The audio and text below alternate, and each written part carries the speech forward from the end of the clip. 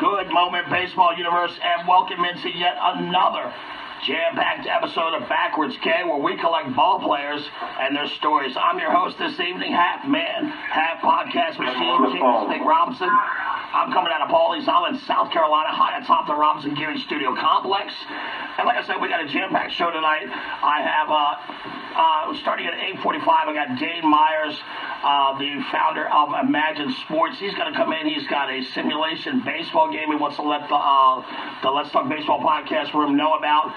If you've ever wondered, like, what it would be like to be, say, 1979 J.R. Richard facing a 1923 Babe Ruth, well, I think this game will be right up your alley. He's going to be coming in at 8:45, and then I'm going to let you guys take a little intermission. After that, grab yourself some cookies, ice cream, popcorn, whatever your comfort food is. Come 11 o'clock tonight, Betty Agmanyani will be giving us a call from Hawaii. So it's a jam-packed show tonight, plenty of stuff on the table. But first, I would be remiss, and I am absolutely honored to introduce tonight's first guest, play-by-play and color analyst for the New York Yankees, three-time AL All-Star, Baltimore Orioles Hall of Famer, and the real 1979 AL MVP. No offense to Don Baylor. Number 29 in my program, but number 1 in my heart. Ladies and gentlemen, get up on the couch and put your hands together for the man, the myth, the legend, Mr. Kenny Singleton. Mr. Singleton, how are you tonight? Yeah, I'm doing fine, Jake. How are you? I am outstanding. First things first, I hope you and your family are holding up well in the face of this pandemic. Yeah. Is everyone safe? Yeah, everybody's doing well. Our kids are kind of grown up and they're kind of spread apart all over the country, but everybody's fine. We talk to them every day and they're doing well. That's awesome. I'm to the point now. I'm old enough. I have grandkids and they're doing well too. So we're hanging in there through this. Well, that's good. And I mean, could you ever imagine in your lifetime that you would ever see anything like this on a global level? I mean, it's absolutely mind-blowing what's going on across the globe right now. Yeah, you're exactly right, Jake. Maybe it's something that happens every 100 years. I think the last one was 1980. So this is certainly it's affected just about everybody in one way or another. And hopefully, they find a vaccine or something and quickly, so things can get as close to normal as possible. And here's the thing, many of us have been watching KBO baseball this summer, and we followed the negotiation through the media between player and owners. So many of us, we have a kind of an understanding, and we're starting to learn more and more about the precautions that are being taken on the field and in the dugout. But I'm curious, in regards to you, what is baseball doing to keep you and the broadcast booth safe? Yeah, well, we've got our own protocols as well. From what I understand, the S Network, when the Yankees are at home, we will be at Yankee Stadium during the game. And they have retrofitted all the booths, and they're making sure everybody's, social distancing. We will not be allowed in the clubhouse. We will not be around the players. It's going to be different doing a game with nobody in the stands. That's definitely going to be different. Mm-hmm. And also, when the Yankees are on the road, we will not travel. We will be doing the games from the Yes Network studios in Connecticut. Gotcha. And we got the Yankees have some exhibition games coming up pretty soon. They play the Mets a couple of times, and they will also play the Phillies before they get it underway on July 23rd. Okay, so it's a process, and we'll just have to see how it all shakes out going forward. Now, the second thing I want to touch on for my Yankees audience tuning in, last Saturday we saw Masi Tanaka take a ball, as you like to call it, the Chuck and Duck. Look out! He took one off the noggin. Now we've heard he's up and around. And he's responsive, he's cognitive. Have you heard anything more about the condition of Masi Tanaka? Yeah, it looks as though he's going to be okay. Of course, the Yankees will take all the precautions. He's been doing some exercising, I would imagine, like riding the exercise bike to get his heart rate up, and he's had no problems. So I would believe that he'll be a go by the time they're ready to start. You're right. It was very frightening. Anytime that a pitcher gets hit anywhere, but let alone in the head, that just with 112 mile an hour baseball off the bat of Stanton. No, sir. And look at it this way: there are other pitchers who aren't as good of fielders as Tanaka, and maybe they wouldn't have reacted as quickly, and it might have been a little more dangerous because he was able to turn his head. You know, if you take it full frontal, that certainly would have been catastrophic for any pitcher. Well, we want to send from the Let's Talk Baseball Podcast Network our prayers out to Mossy and his family. You know, no matter what team you root for, nobody wants to see that happen to anyone. I always hear that baseball's not a physical game, but then you see something like this happen. I don't know. But look, I think going into this season, and we'll take a look at the Yankees real quick. I think that two things that are going to be very, very well. First of all, I think that 60 games in 67 days, it almost gives the baseball feeling like this NFL feeling, and it's almost to the point where like every game is going to matter now. I think even managers have to like really win games because you know you take 60 games, you times it times 3, that's 180. It's almost 160 games. So if you go on a losing streak, that's let's say 3 games. That's equivalent of like 7 games, you know. And I think, you know, every game is going to matter this year. I think it's going to be different in that aspect. What do you think about that? Yeah, I certainly agree with you, Jake. The fact is that everything's condensed this year. There's no such thing as going on a long losing streak. I think that's the fact is that when the Yankees got Garrett Cole and now they have the condensed season, he's the type of guy that if you're on some sort of a losing streak when it's his turn, he should be able to turn it around. That's true. Also, if you're on a winning streak, he should be able to continue it. Now, last year, the Yankees, over 60-game stretches, their best stretch over 60 games was 42-18, which is pretty darn good. Their worst stretch over 60 games was 37-23, which also is pretty darn good. It is. Yeah, 37-23 over the course of a 162-game season. That'll give you 100 wins. So this is the type of team, and you have to remember, last year it was sort of piecemeal. You know, there were a lot of injuries. Yes. I think 34 players were on the injured list at one time or another. So if they can remain healthy and get on a roll here, if they get out of the box, to me, the first 20 games are like the most important. Let's get going here. Right. If you can win 15 of them, that should put you in pretty good stead.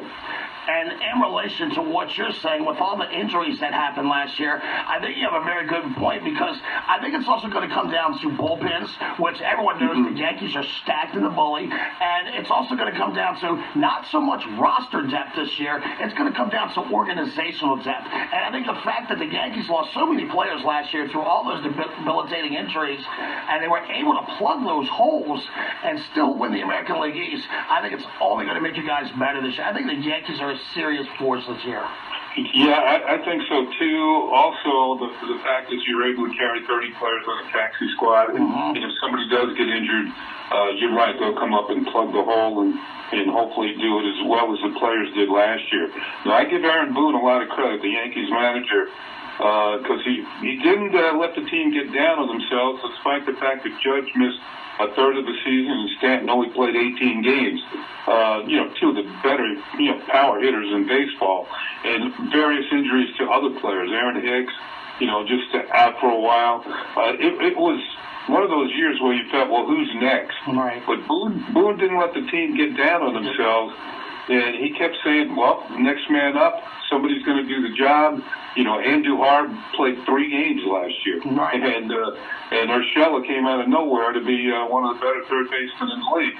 So I just think that that sort of mentality is going to be tested this year, but there's the outside force of the virus that could, throw a wrench into any team's abilities to win this year. Yes. And speaking about Andujar, I was speaking to a Yankees fan earlier about how much I love Andujar as an Orioles fan. Like, I just can't believe that this guy is going to become like this young utility player. And I don't know, maybe with LeMahieu being in quarantine right now, maybe you can find him a spot at second base. I just think that guy, and I know that people, look, Urshela is great with the glove down at third base. There's no competition whatsoever. But I also think that Andujar had a rough rookie season. I've seen a lot of rookies have rough rookie seasons in the field. I think there's something there with Andujar. I think he's a gem. Well, he didn't have a rough year at the bat. That's right. In his rookie, he drove in 92 runs and hit 27 homers. I think that the Yankees moved him around in spring training, the original spring training. And last night they had an inter-squad game at Yankee Stadium. He started the game in left field and handled the only chance that he got. And in spring training, he looked okay. I think that they tried him at first base a little bit. They didn't like that. So he's going to be playing left field and third base. And, I would think sometimes he'll be the DH. But one thing, the Yankees are going to have to find at bats for him because he can really hit. He can. My nickname for him is Senor Linea, which in Spanish, in English means Mr. Line Drive. He loves that name. That's it right there. And he's just a line drive waiting to happen every time he comes to the plate. So he's got a great personality. He always seems to be happy, and I think that the Yankees are going to have to find somehow to get him at least 400. Well, it won't be 400 this year, but if you prorate it, it would have been a 400 at bat over 162 games. Right. Let me ask you something.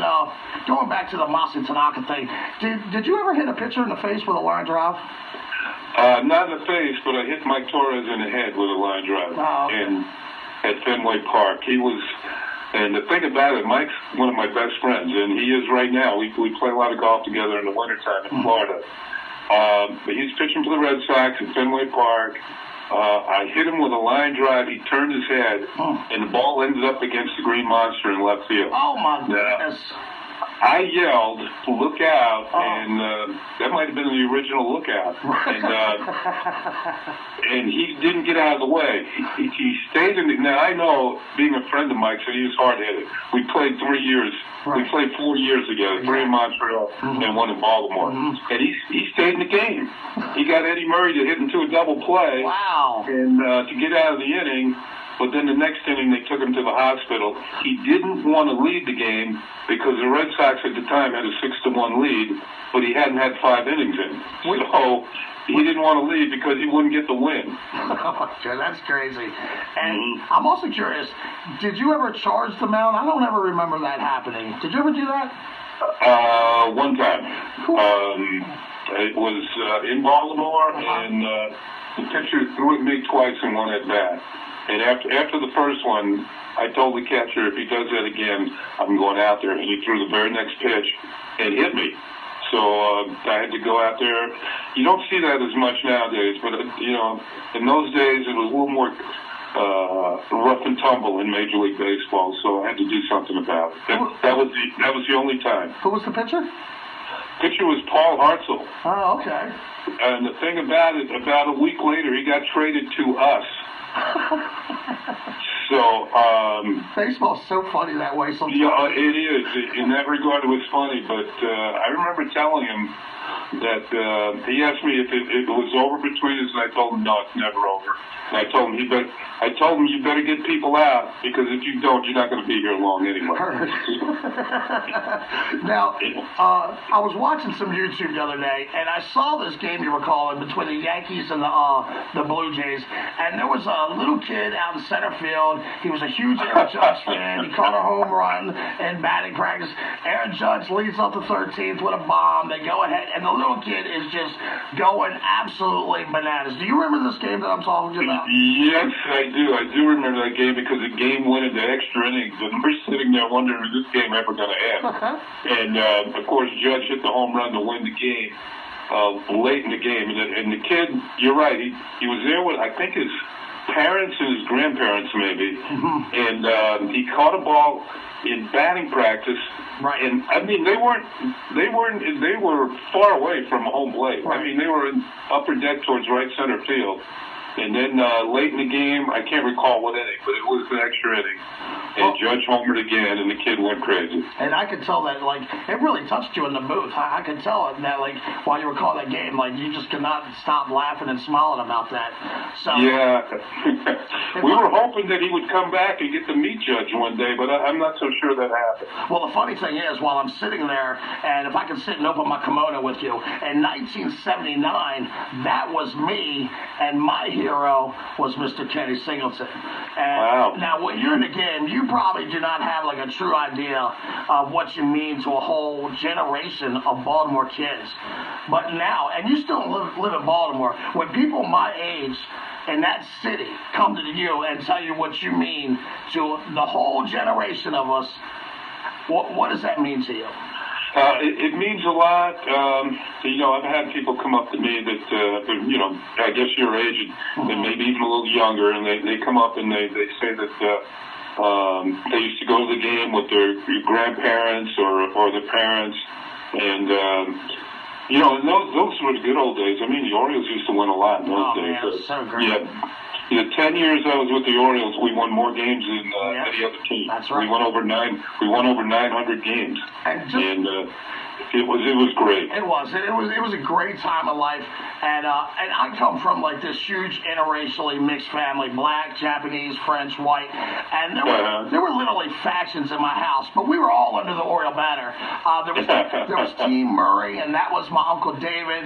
He was hardcore, the president of that faction, and then there was Team Singleton, and that was kind of like me and my cousin Joe, and my grandmother was like this beautiful little Japanese woman, and she was Team Linsaka.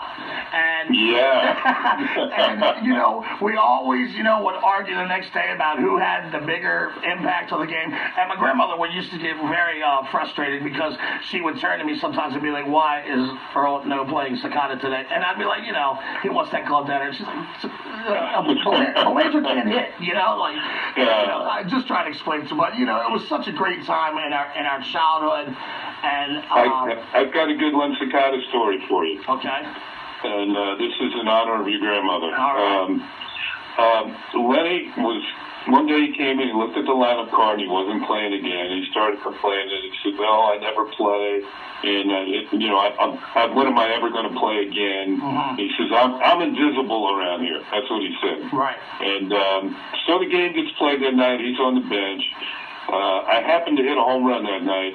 And as I was high-fiving everybody in the dugout, he held his hand up, but I walked right by him. And he looked at me and said, "Hey, what's going on?" I said, "Hey, you're invisible." And he said, "Yeah, you're." He said, "Yeah, you're right." That's funny. That's funny. Let me ask you, another person that had a big impact. You were the player that had an impact on me, but Earl Weaver had this huge impact on me on life. He taught me, he taught me how life is. Life's not fair. People are always around every corner. They're going to try to screw you over, and you better be ready to fight them tooth and nail. Now, Earl kind of had this philosophy where some guys needed a kick in the rear end, like that rookie Ripken kid and Palmer, and some guys, you didn't dare kick him in the rear end like Eddie Murray. What side of the spectrum were you on when it came to Earl Weaver? Well, let's see. I played for Earl for 8 years. He got me a couple of times, but not very often. I tried to. Well, first of all, I tried not to screw up. So, because Earl was the type of manager, if you did, there was no sweeping it under the rug. There was no talking about it tomorrow. It was right now, in your face. Right. I can recall I dropped a fly ball in Chicago. An easy fly ball, and I just dropped it. Mm-hmm. And the White Sox didn't even score. So I came in after the inning, and I felt pretty good. They didn't score. But here comes Earl. Oh, my God. And he looks, I'm sitting on the bench, and he's standing right in front of me. He said, "What are you doing out there?" And I said, I can't really say what he said, but he said, basically, he said, "What are you doing out there?" I said, "Earl, I got no excuse. I just dropped the ball. The White Sox didn't even score." I said, "They didn't even score." He said, "That's not the point. Right. You're supposed to catch the ball." Okay. He said, "You're looking bad in front of 30,000 people." I said, "Oh, I don't want to look bad in front of 30,000 people." And he said, "But you did." Right. I said, Earl, you better leave me alone. You're getting me upset here. I got to hit this inning." Right. And then he said, "Oh, yeah, that's right. Go ahead." Right. So right. He knew what was important. Exactly. He always knew what was important. Always. Uh-huh. I mean, I remember the minute an umpire would look at you or Murray sideways, he's right out the dugout trying to protect you from getting thrown out of the game. Yeah. a couple of times he wasn't quick enough. Exactly. All right, so I hate talking about this, but the 1979 season, greatest Oriole team of my lifetime. We were so proud of you because, our older, relatives in our family, they were the Brooks Robinson, Frank Robinson, Boog Powell era, and you guys kept it going, man. The Eddie Murray, the Kenny Singleton, you had a Loweneke kind of mutation out there in left field, Rick Dempsey, all these things were just, you guys just kept the machine rolling at that time. But in 1979 was the greatest Oriole team that I ever saw, and it's absolutely heartbreaking to this day, and still in my mind's eye, I see us up 3-1. It comes down to Game 7 in Memorial Stadium. Pops hits the breaking ball off of McGregor, and I see you climbing the wall. I still see this in my mind. What are you thinking when that ball is off the bat of Willie Stargell? What's going through your mind? Well, first of all, when Stargell hits the ball, it usually goes a long way. So, number one. Yes. But I think the video that you see of that particular play doesn't really do justice to how close I came to catching the ball. And the guys in the Pirates bullpens were right behind me, and they said, people don't realize how close you came to making that play. Oh, my God. And I said that it wasn't more than a foot or two out of my reach. And it was almost as if Stargell didn't really hit it the way he can, because it would have been no doubt. Right. But the fact is that that really hurt after being up 3-1. I remember sitting in the clubhouse in Memorial Stadium after we lost the World Series. I was just, in a way, I was exhausted. You don't sleep much during the World Series. And I can recall just saying to myself, I hope we get another chance somewhere down the line. Right. And, of course, we did in '83, and we won. Right. But I also remember walking down the street a couple of days later in Towson, Maryland, and this guy came across the street to talk to me, and I thought, here it comes. You guys blew the World Series, all this and all that. And he looked at me and said, thanks for a great year. I mean, you guys, and you guys will get them next year. And I was thinking, these are the best fans. You got to go out and give them everything you got every night. And the same thing happens in '82 when we have the 4-game set against the Brewers, and we're down 3 games. We need a 4-game sweep. We win the first 3 games. We got Palmer going in Game 4. We're thinking we're going to do it. And Robert Yount destroyed all that. And again, we didn't leave the stadium. We wished Earl a farewell. And you're right, man. I'll put our fans in the 70s and early 80s. I'll put them against anybody in baseball. I mean, it was an unbelievable feeling. Now, let me ask you, 1983, when you finally did win the World Series, I mean, all the suffering, all the close games. 1980, you win 100 games, you still don't make the playoffs. You finally do it. 1983, new manager, Joe Altobelli, But I think we wanted to show Earl we could win without him. And also, we were a veteran team then. Guys were getting older.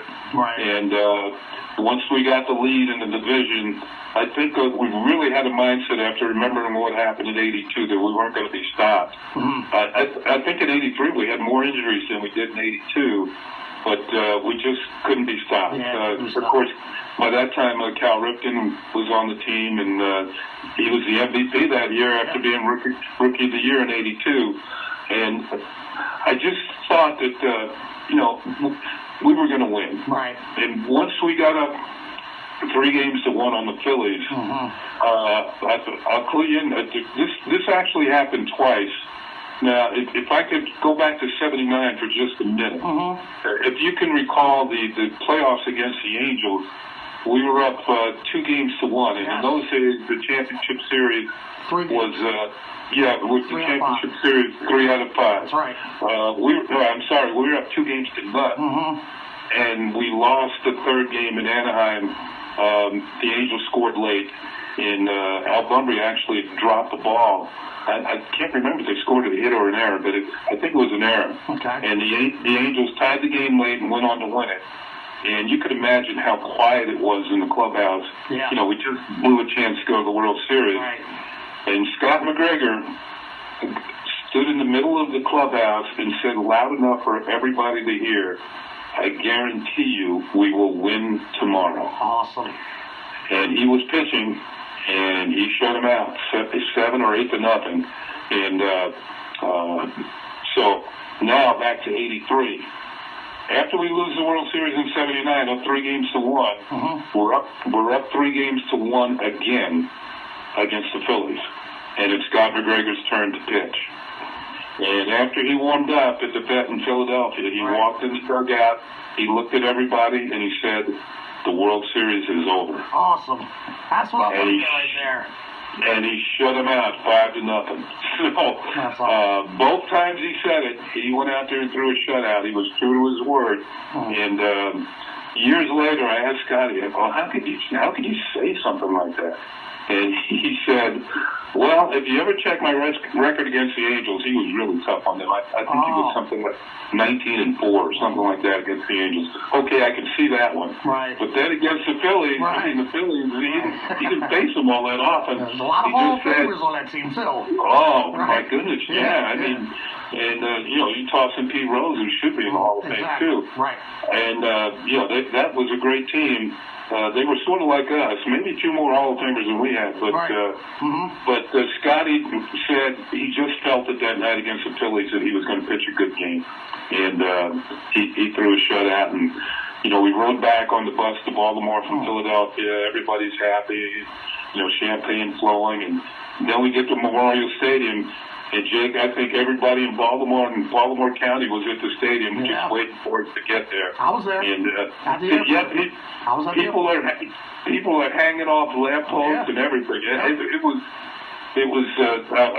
That's the only World Championship team I played on, and it was well worth the wait. I wish you could see me right now. Like, literally, the hairs on my arm are standing. Like, I have Oriole goosebumps right now. Well, Mr. Singleton, I know you're pressed for time. I want to thank you so much for stopping by. But I have, like, a little game that I like to play with the guys before they leave out here. It's called Who Owns Who? I want to check your mental Rolodex. I'll give you a couple pictures here. Let me see if they owned you or you own them real quick. Let's see what you got here. Okay, for instance, if I say Hall of Fame pitcher Jack Morris, did he own you or did you own him? I think he owned me. I think I only have 1 home run. You did, and you went 13 with 36, 232, 14 strikeouts against them. Yeah, he had a nasty splitter, Okay, Hall of Fame pitcher Bob Gibson. I hit Bob Gibson pretty well. In fact, he told me I did a couple of years ago. You murdered him. I didn't hit a home run off him, but I got a lot of hits. Right. You went 13 for 35, 371 average, a 465 on base percentage, 7 walks. And that's one thing that, as a kid, when I was a little leaguer, I watched you obsessively, and walks were a big part of my game because of you. I just want you to know that. Getting on base is a big part of it. That's right. I always say a walk is truly as good as a hit. Hall of Fame pitcher Phil Niekro. Oh, I really hit him well. You did. I've got a story about it. When I got traded from the National League to the American League, we went over to Japan to play an exhibition series. It was American League against National League. And at one of the banquets that they had, I met Phil Niekro and his wife.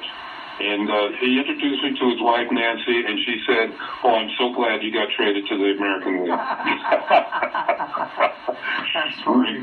All right, here's one. Hall of Fame pitcher, Catfish Hunter. I hit Catfish pretty well, too. I think I hit 4 home runs against him. Of course, they were all solos because he didn't walk anybody, so I think they were all solo homers. You called it 4 home runs, 8 RBIs, 11 walks, and a 408 on base. You're really good at this, and these are all Hall of Fame pitchers.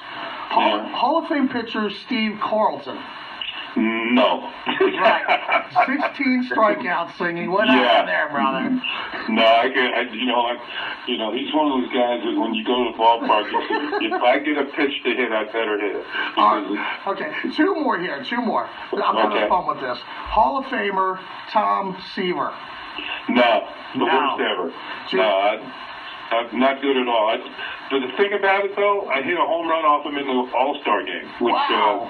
Yeah, so, and I think I had one against him in the regular season. But other than that, I didn't do much anything against him. You had 9 walks, but 9 strikeouts. Yeah. All right, last one here, and I'll let you go. Hall of Famer Gaylord Perry. I hit Gaylord pretty well. You absolutely abused Gaylord Perry. Abused him. 22 for 61, 361 average. What is this? A 557 on base percentage. 2 home runs, 12 RBIs. You absolutely destroyed some pretty good pitching in your day, Mr. Singleton. I think you're up for the challenge, yeah. That's it. Is that what it is? You think you zone in a little more? If you're facing the best, you got to be at your best. I hear that makes total sense. Well, Mr. Singleton, I want to thank you so much from the bottom of my heart. I hope you enjoyed yourself, and I'm hoping that maybe sometime in the off season we kind of do a deeper little interview about your life. Like, you grew up in Ralph Branca's house, right? Is that true? That is true. My dad bought that house when I was about 7 years old. There are so many things I want to talk to you about. So why don't you think about it? Maybe in the off season you come back, you do a little something. But as for now, I want to thank you for taking your time out for a bum like me. I love you very much, and thank you for the gift of baseball, and thank you for the greatest childhood that a Baltimore kid could ever ask for. It was my pleasure. My pleasure, Jake. Thank you. Thank you, Mr. Singleton.